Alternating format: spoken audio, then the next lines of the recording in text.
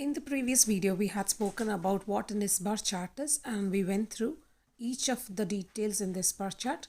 Today, we are going to speak about few examples of how to use ISBAR chart. I would like to give you an example of a patient scenario where we can use the ISBAR chart to communicate to a doctor. So I have a post-operative patient who has undergone a laparotomy. The patient did lose nearly 2 liters of blood during the surgery. The patient is getting oxygen via nasal prongs. The patient is connected to IV solution. Patient has a catheter in situ for urine drainage, but the urine looks very dark and concentrated.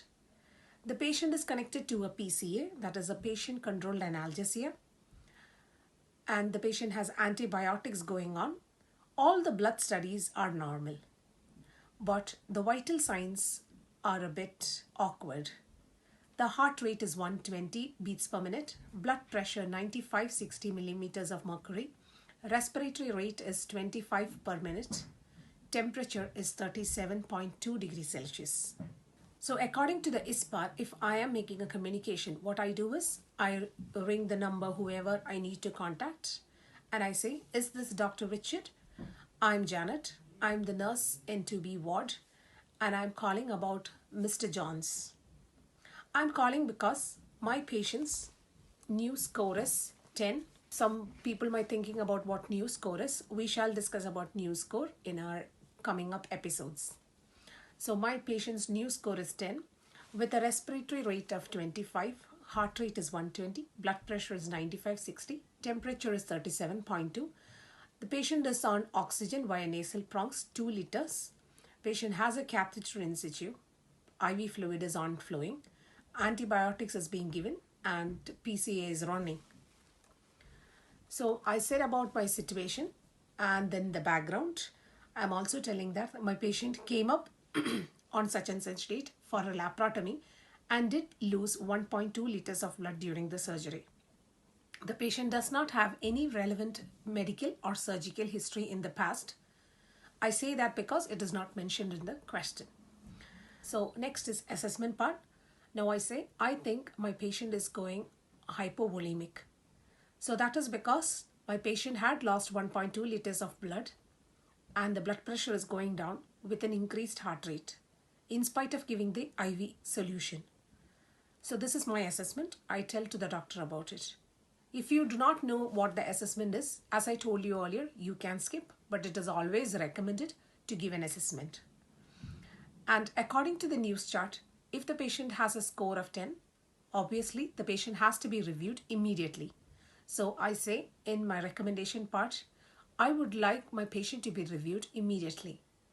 The doctors might be agreeing to it and come up straight away, or if not so, then you have to have the potential to talk to the doctor and bring them and see the patient as early as possible. How do you say that? You will have to emphasize on the patient's vital signs and the new score in order to push on the doctor to come and see the patient.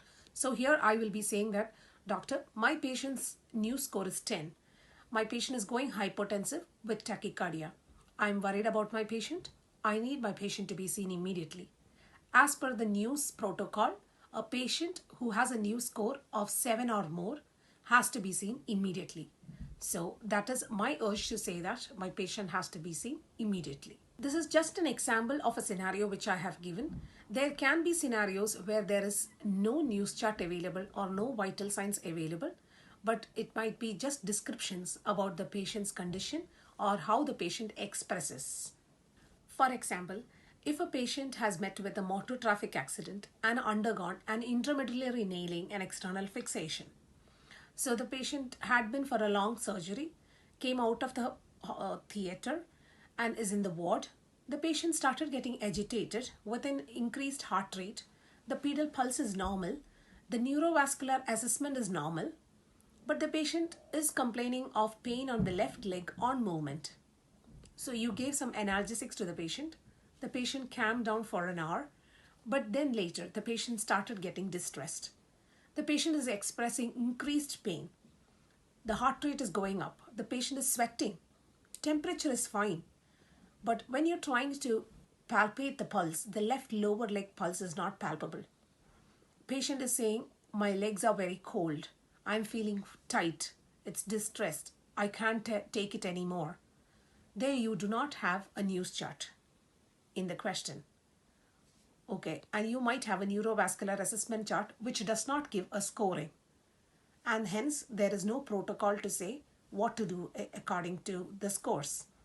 So what you do here is you assess the patient's condition and work accordingly.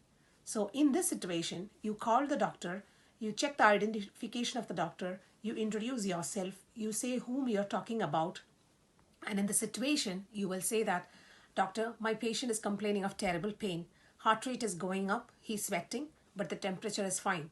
I cannot find the pulse on the left lower leg where the surgery has been done. It's very cool to touch and the patient is complaining of tightness. That is my situation. In the background, I would say that my patient is so many years old who came into the theater for intramedullary nailing and external fixation after a motor traffic accident. He or she came into the ward, and later on the patient started getting agitated with increased heart rate. Pedal pulse was normal at that stage. Neurovascular assessment was normal. I gave some analgesics and the patient did settle for an hour. But now the patient is in terrible agony.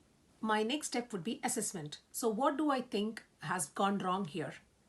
So it is a surgery and the post-surgical complications. So what I think is compartment syndrome. So I think my patient is going through compartment syndrome. So please come and assess the patient immediately. So this is just a gist of how a NISBAR is being used. If you need more clarifications or if you have any doubts regarding the same, please put into your comment box and we shall try and answer you as much as we can up to our level best. So thank you for watching and listening. Hope this has been a very informative and helpful and useful video for all the nurses working in different scenarios. All the best. Take care and please stay tuned with 3 Kandharis.